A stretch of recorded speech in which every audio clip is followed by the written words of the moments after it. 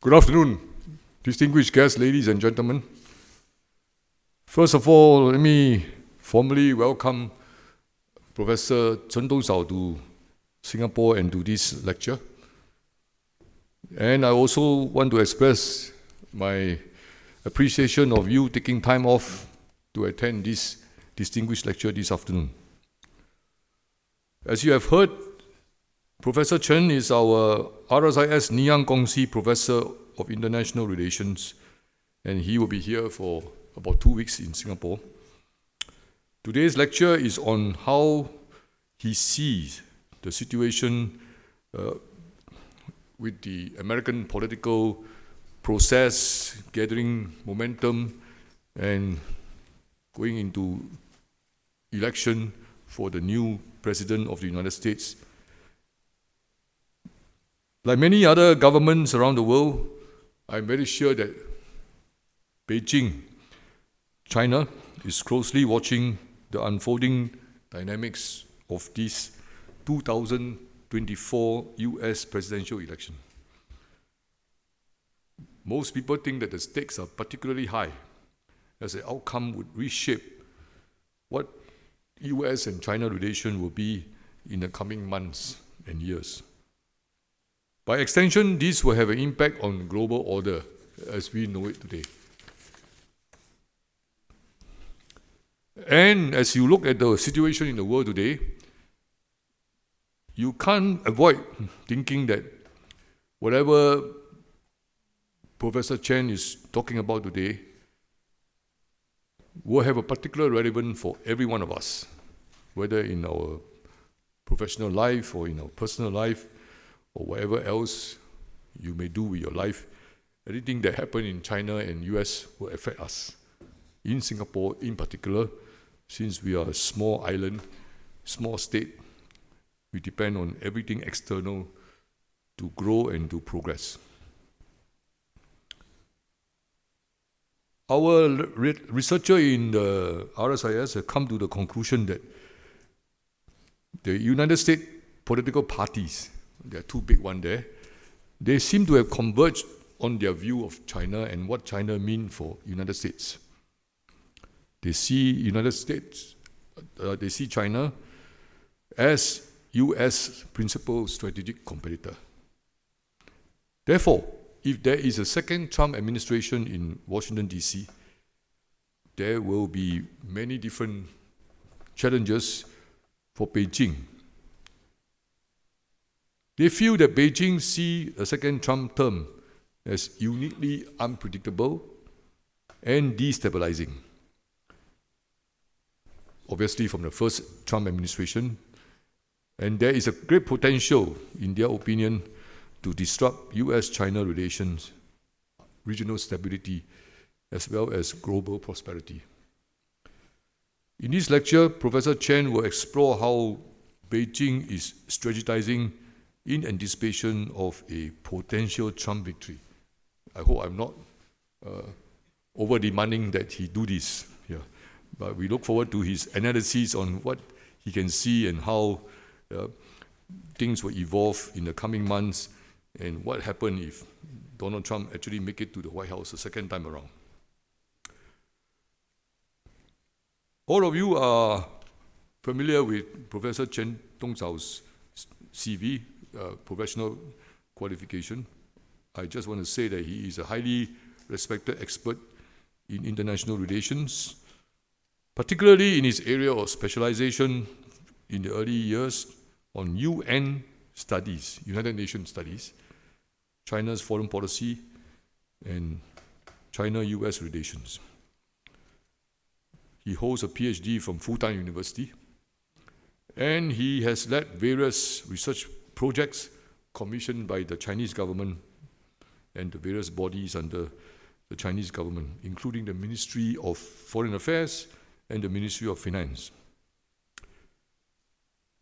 He has published widely, such as the UN reform and China's multilateral diplomacy, and served as a chief editor of the China Quarterly of International Strategic Studies.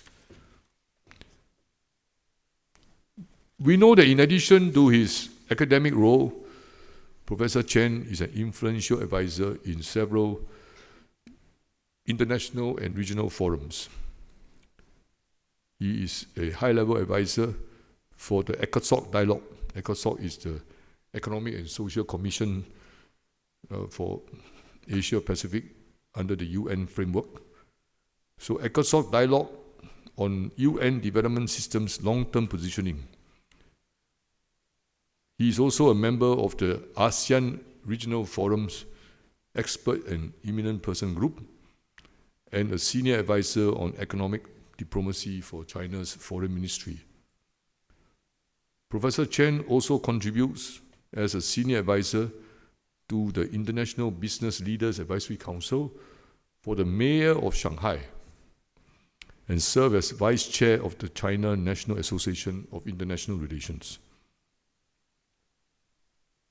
Professor Chen Dongxiao's tenure at RSIS as the Niyang Gongxi Professor of International Relations and his talks today and other days in the coming weeks, including this appearance here in this distinguished lecture, have been made possible by the donation from the Niyang Gongxi. Niyang Gongxi has traditionally supported education at the Nanyang Technological University. I'd like to take this opportunity to acknowledge and thank Niyang Gongxi for its generous support. Now, without further delay, may I invite Professor Chen Dongxiao to begin this afternoon's distinguished public lecture. Thank you very much for your attention. Thank you, Ambassador Ong, for your very nice introduction. Also, it's my great pleasure to be back to Singapore. I'm particularly honored to be as a visiting fellow here. I know that this is a very prestigious professorship, and I hope that in the next less than about 10 days, I myself would learn a lot from my engagement with a lot of scholars here. Thank you very much. I also have the opportunity to meet a lot of old friends and new friends here, including Ambassador Dessler. Thank you very much. I think that in the past 1 year, this one. Yeah, in the past 1 year, actually, since now,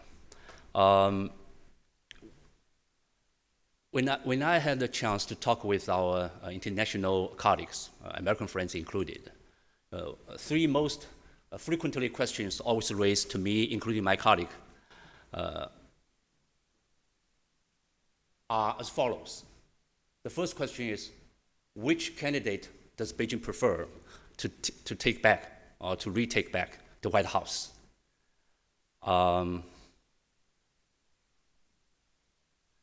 The second question is,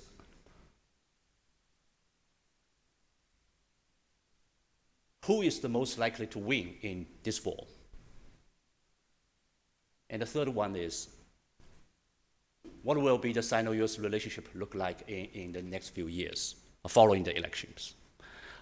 Sometimes I really feel very difficult to answer these questions. So my standard response is, okay, all your questions are very important, but it's a 1 million Singapore dollars questions, all right? So I would rather to have more thoughts about it.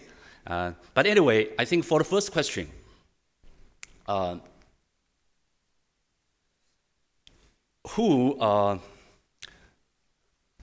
which candidate does Beijing prefer?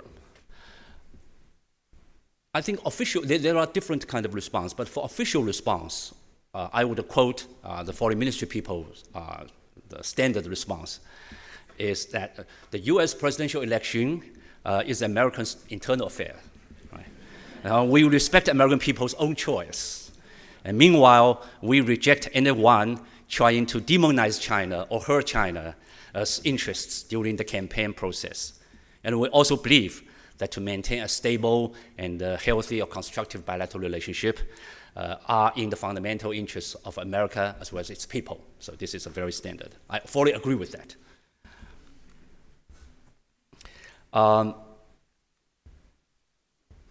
Meanwhile, the Chinese general public's views about the first questions are more diverse.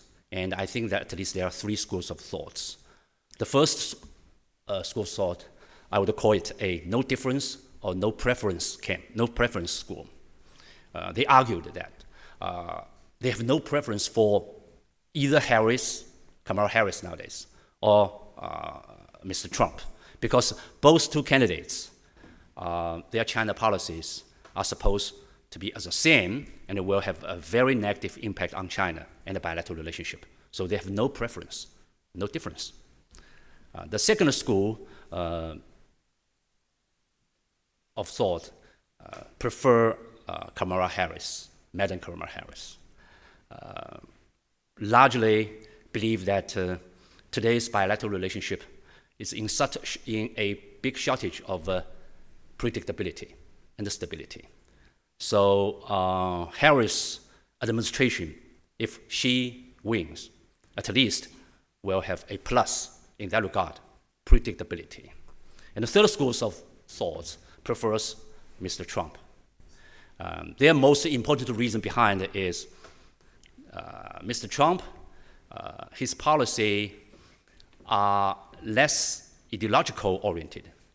And he himself is his policy, and as well as himself, by this kind of schools of thinking, and these people say that he is much more transactional, and his policies are much more transactional.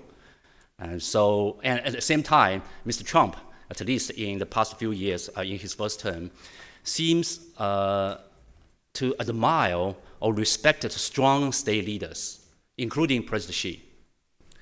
So under his second term, probably China may have a much more maneuverability in reaching or make some deals with Mr. Trump related to China's core interests. So this is, for the second question, most of observers would agree that this year's election, or the result, would go with the campaign dynamics, because as we have observed that the presidential election this year in the United States has been so dramatic. So it will be very difficult, even full of risks, in having a very sure prediction. Of course, Madam Kamala Harris' campaign trail has been boosted since President Biden dropped out. So either in terms of her fundraising, her supporters' surging enthusiasm, or in terms of numerous election polls, surveys. You know, we have seen a lot of catching up numbers even in the battleground states. So many people say that it's still quite difficult to predict, I myself included, because I think that we should be given the lessons in the 2016, I've been more cautious, or even say I'm more doubtful about those surveys. I'm more curious about actually the upcoming live TV debate on September 10th by ABC News. Nothing is more credible than the voting on the November 5th this year. I also believe that it will be, even if we have seen some numbers is moving up on Kamala Harris campaign trail, I think that it will still be a neck-to-neck campaign. The last question, the implications on the U.S.-China relationship following the election. I think for the last question about it is actually the implications on bilateral relationship, which I'm going to address, or I would like to share my views with you. It is also directly related to the question of how Beijing would respond to the dynamic of the U.S. election, and how China would handle the new president and administration. There are also diverse views about this question. But at least there's one common area or one shared point of view held by many Chinese observers, is that no matter who will win this fall and who will take the White House next year, Washington will not change its fundamentals about its China policy. China would be continuously to be perceived as a most serious challenge, if not existential threat, to Americans' interest. So Washington will double down on its efforts on its so-called strategic competition against Beijing, which from Beijing's perspective, it is a kind of facade of a new containment policy. So I think that the consensus among many serious mainstream Chinese observers about this election and about the U.S.-China relationship is that the recent deterioration in the past few years' deterioration in bilateral relationship is rooted in the structural factors, such as the shifting balance of power and between two countries, as well as those fundamental differences in two countries' domestic political and ideological systems. And this situation has also been shaped by the retreat of neoliberalism in the United States and the West as a whole, and also the waning or the declining of globalization. Therefore, such kind of a mega trend work together have prompted both China, both Beijing and Washington to recalibrate their domestic strategy. So these dynamics, when they are combined together, are beyond the control of any kind of individual decision makers and cannot be reversed in the foreseeable future. So both China-US relationship and as well as international order have undergone a profound transformation, making any kind of a return to the past impossible.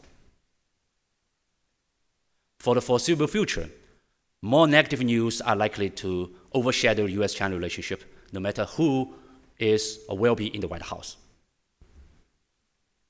So this is, I think, quite a fundamental consensus. Having said that, most observers in China also agree that we also need to recognize that on the one side, there remains differences between the two candidates. Here, Mr. Trump and Ms. Kamala Harris, whether in terms of their China policy priorities or in terms of their policy making and implementing process, or the two candidates' personal style of leadership.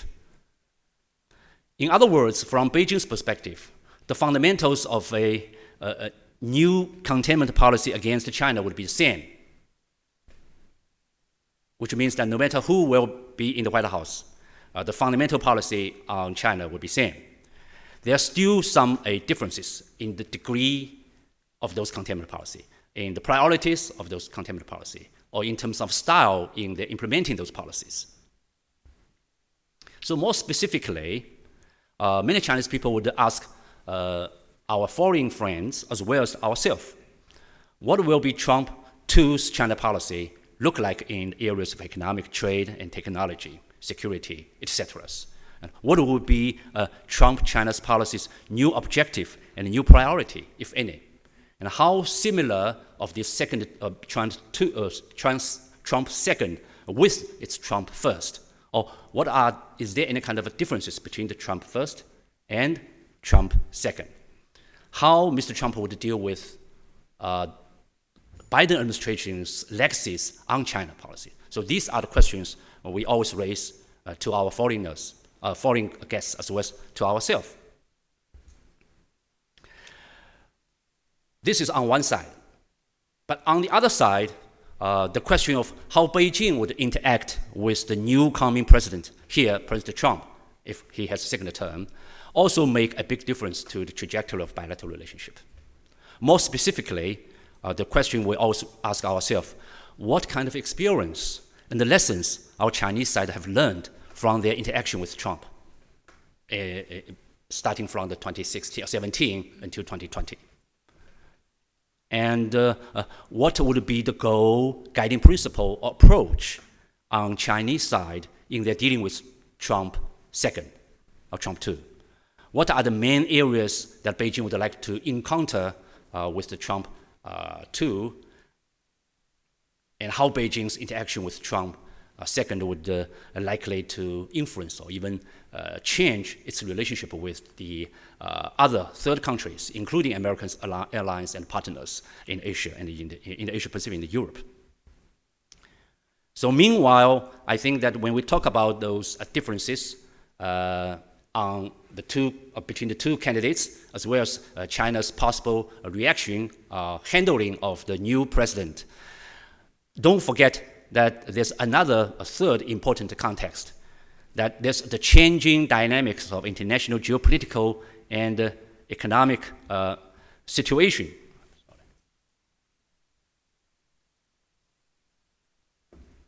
I forget to, yeah.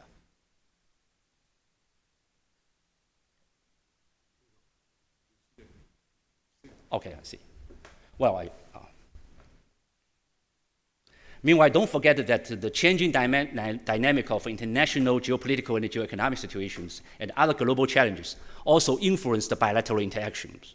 This is also very important, such as those evolving conflicts in Ukraine and the Middle East, the volatile global economic recovery, and the world financial situation, and the accelerating pace of climate change and all those impacts, or unpredictable impacts from those disruptive new technologies like AI.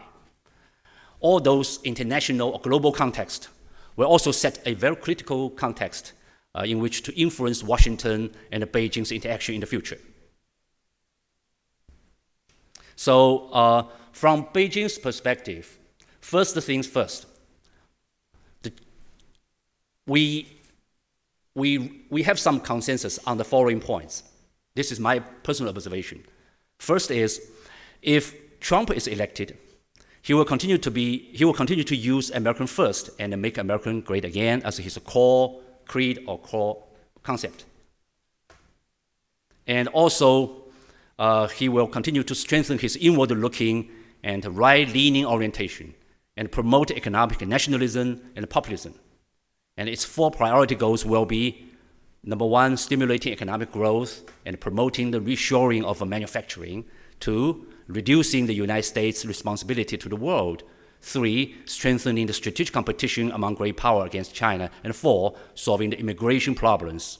And in terms of means, the Trump administration and President Trump, if he wins the next term, will also break a lot of traditional methods, clash more fiercely with the establishment, and forcefully advance its own domestic and foreign policies.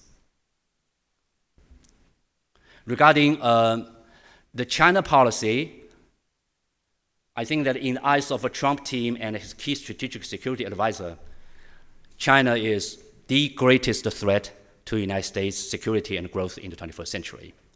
And they claim that China, now United States, took the initiative to launch an all-out competition in the security, economic, and ideological fields. And from Trump team's perspective, the problem with the Biden administration's strategic competition with China is not its direction, but that the specific policy, the Biden administration's policy, the competition against with China is too weak. That is, it still tries to retain some engagement with China. And the competitive side is talked too much, but too little is done. So these are actually always the complaints and the criticisms from the Biden administration, or the Biden's team. So they firmly believe that the United States should not mistakenly take the management of a strategic competition with China as a goal, but should pursue the end game of a winning strategic competition more boldly and rigorously. And another aspect is also very important among many Chinese colleagues. That is, once Mr. Trump is reelected, don't forget that the Republican Party is more likely than his counterpart to hold the White House and also the both houses and Congress. Even if there are a possibility that the Democrat will win some seats win some seats in the House. The Supreme Court and most local state leadership will also be held by the GOP. So Trump himself no longer has also at the same time, no longer has the pressure to be reelected. He will serve as a president as only 4 years. So he will have a more space and potential to make full use of those whole of government approach to mobilize the federal agencies through administration, legislative, and other means to promote his confrontational anti-China and containment policy and measures. So this is also one of the big concerns from Chinese perspective. So in the general sense, based upon the above-mentioned context, the second Trump administration would likely bring a greater uncertainty, instability, and unpredictability compared with Kamala Harris presidency. This volatility could have a more disruptive impact on U.S.China relationship and the global order at large.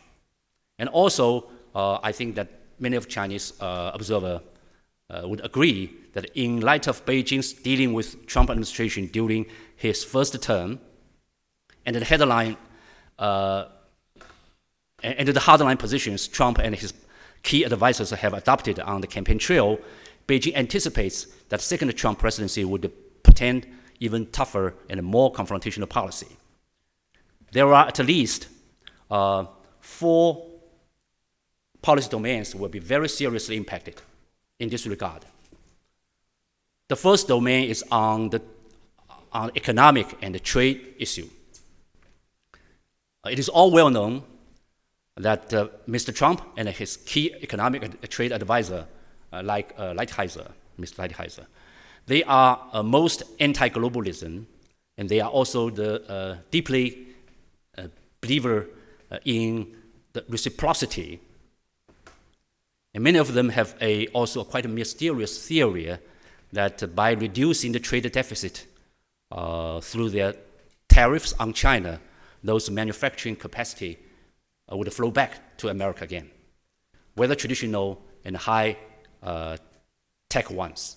So those trade and security hawkish advisors surrounding Mr. Trump also defame China as the so-called totalitarian enemy. They advocate a strategic decoupling from China. So Mr. Trump and his chief economic trade advisor, during the past few years, they threatened on many occasions that if Mr. Trump wins the second term, he will immediately impose the prohibitive tariff, about 60% higher even, on all Chinese products exported to United States. They also conveyed a very clear message through different channels that such kind of a threatening or tariffs are neither bluffing nor bargaining chips.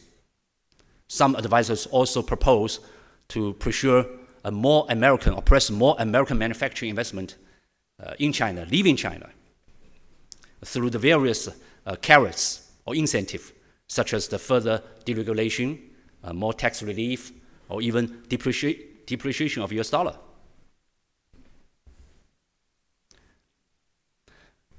The science and the technology is another critical areas that Trump too is going to focus on China. During the past few years, the Biden administration has stepped up its high-tech decoupling process from China. This is perhaps one of the few areas where Mr. Trump and his hawkish advisors see eye to eye with Biden's team. It would be no surprise that Trump too will double down on its efforts of strategic decoupling in this regard, not only imposing more prohibitive restrictions on Chinese high-tech enterprises' investment in the United States, but also will introduce a more severe export control, more restrictive measures on Chinese private companies' access to U.S. capital market. Some hawkish advisors also propose on many occasions to resume the notorious China initiative aiming to block two-country scientists or technocrats exchanges. During Trump's first term, we all know that this program has forced quite a number of Chinese ethnic American scientists to quit their research programs, and some of them even lost their jobs. But those people supporting those China initiatives believe that science and technology bifurcation between two countries, between the United States and China, is the most effective way of stopping China's high-tech rise, particularly in those areas like AI.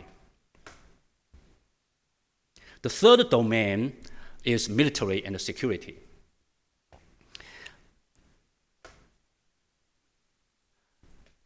On one side, I think that the United States global defense strategy, whether it is in the Biden or in Trump administration, will reflect a higher degree of continuity, continue to promote the great power competition as the main theme of international relations, and also to use principle of seeking peace with strength to guide military building and continue the strategic game with the suppression of China and Russia as the main goal.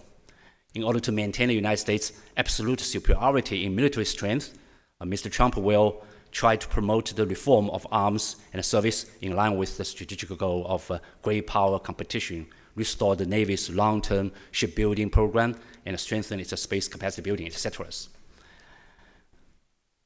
And the United States defense policy has the coherent nature of a cross-government tenure, and its Indo-Pacific strategy is also the same. And its deployment is to intervene in some areas like the Taiwan issue, West Pacific maritime issue, point the sword at China and trying to hedge or destroy the favorable regional environment that China has built up over the years, as they argue. However, I think Mr. Trump is and his team also fully aware that the United States overseas economic and aid delivery capability are stretched or overstretched to some extent. So it is more likely that the focus on implementing of the Indo-Pacific strategy will still return to the military security level and require the strategic and the military departments to put forward more specific plans for strengthening the second island chain in order to concentrate limited resources to implement the offshore checks and the balances. There would be no change of its support. Some ASEAN states' territorial claims on South China Sea issue, South China Sea, and also U.S. will keep its current policy of so-called freedom of navigation and overflight in South China Sea issue. We also observed that during the election, Trump and his aides were relatively more cautious about Taiwan issue, avoiding the direct statements on possible conflicts between China and the United States in the Taiwan Strait, but thinking of asking Taiwan to pay a kind of a protection fee was quite clear. For instance, on one of I think in one of his interviews, when Mr. Trump was asked by a host whether he would send troops to Taiwan if mainland China invaded Taiwan, he said, "I will not say that, because once I express my position, I will reveal my trump card, and only still people will do that." But at the same time, he also said, Taiwan really took away the United States, Americans' chip business. And we used to make all those chips ourselves, and now 90% of them are made in Taiwan. And so we should keep this in mind. Taiwan has a very clever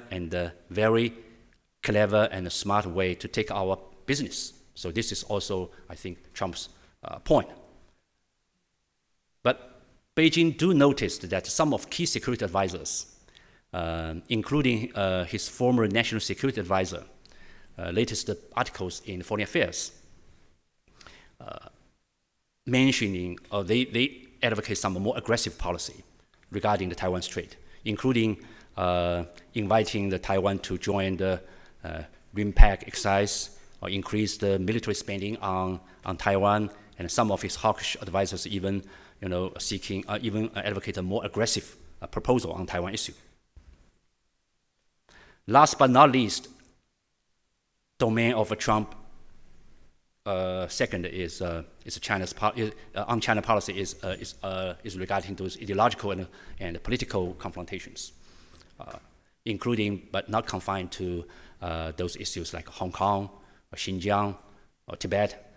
Some of his advisors have also proposed to restart the epidemic virus traceability investigation, arguing that the United States should continue to press Beijing to require China to compensate for the losses caused by the epidemic to the United States. So I think that we will also look forward to a more ideological and political confrontations in the second term of the Trump administration. So realistically speaking, if all above-mentioned policies are in effect collectively, in short term, it will exert tremendous and multiple impact on China's interest.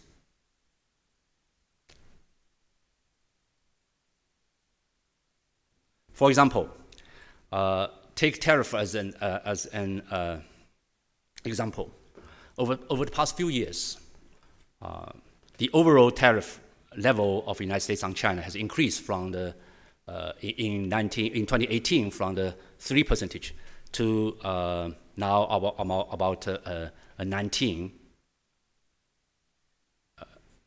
And China's overall tariffs on the United States also rose from the 8% to the 21.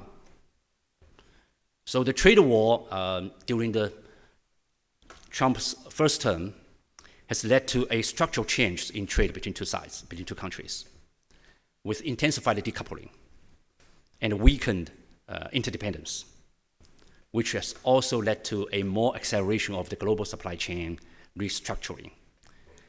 China has gone from being the largest importer and the trading partner in the United States to the third largest importer and the fourth largest trading partners. And the proportion of the foreign trade in the United States has dropped from the 21% in 2017 to the almost 15 in 2018, and 13 in 2022, and almost around 11 in 2023. So we will continue to see a kind of a decline in the years ahead if more tariffs on China.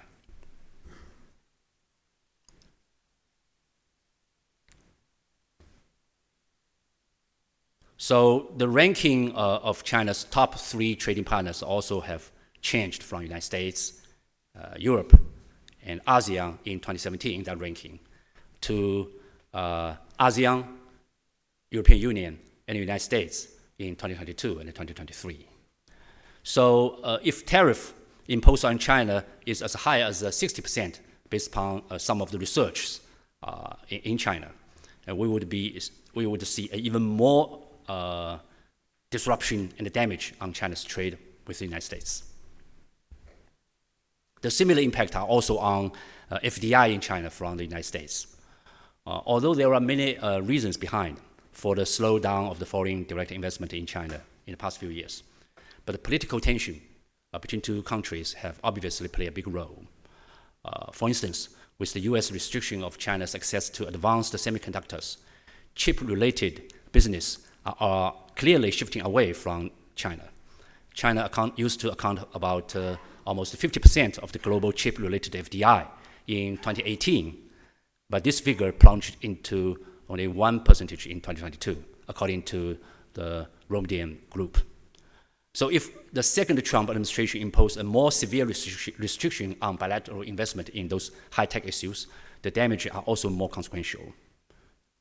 So I think that if those conflicts break out or spill over to the political and security areas, as I mentioned before, the situation will be even much more worse. So for China, for Beijing, how to deal with the Trump 2.0 will definitely will test Beijing's wisdom and strength. As I said earlier, that this is $1 million question. No easy answer. It's very tough how to deal with that.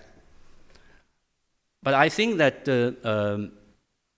Beijing, for a long period of time, in its relationship with the United States, has always called for a bottom line thinking, stressing the importance of building up its own national strength by deepening the comprehensive domestic reform and opening up, while at the same time to step up its policy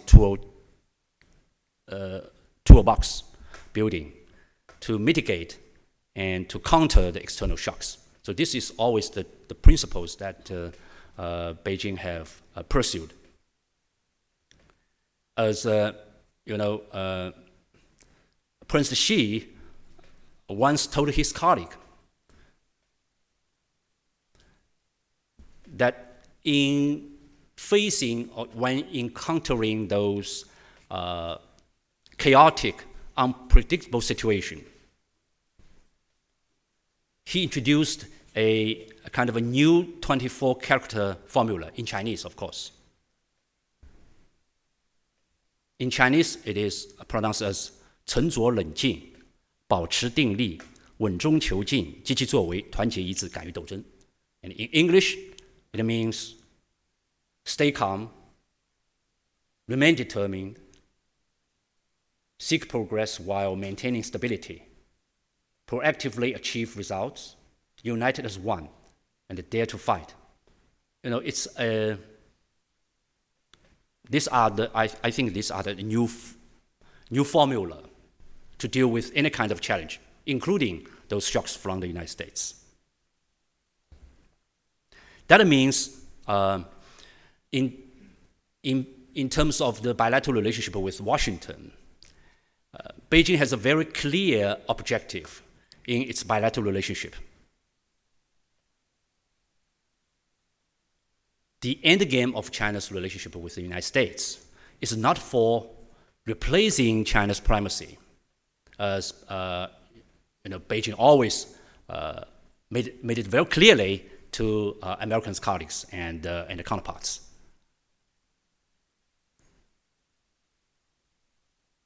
But rather focus on its own modernization to accommodate China's people's rising expectation for a much better life. So even if in a possible Trump 2, Beijing will not likely change its fundamental development strategy's goal. Bilaterally, my knowledge is that in addition to build up China's multiple counteracting capability, in case of Trump's government's extreme pressure or damage to China's core interests,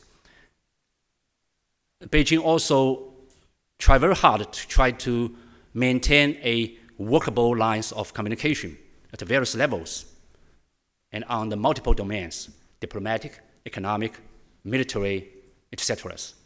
Those channels, if could be maintained, would be useful for both sides to better understand each other's intention and its policy trajectory. As President Xi and his colleagues always said, to put a correct mutual perception of each other's strategy and intention is the most important task for bilateral relationship. So Beijing will continue to do that despite of more difficulties during the possible Trump 2's terms, because we have no idea that whether Trump administration, if there's a second term, would scratch all those communication lines between two sides, or he will maintain some of them. We still have no idea about that. But I think that it is best interest for both sides to maintain those direct lines of communication. Multilaterally, I think that as many Chinese people always argue that China never goes alone on that front. Many countries, including America's alliance and economic partners, are also very much concerned about Trump's protectionism and American first doctrine. So in that regard, Beijing is never alone, right?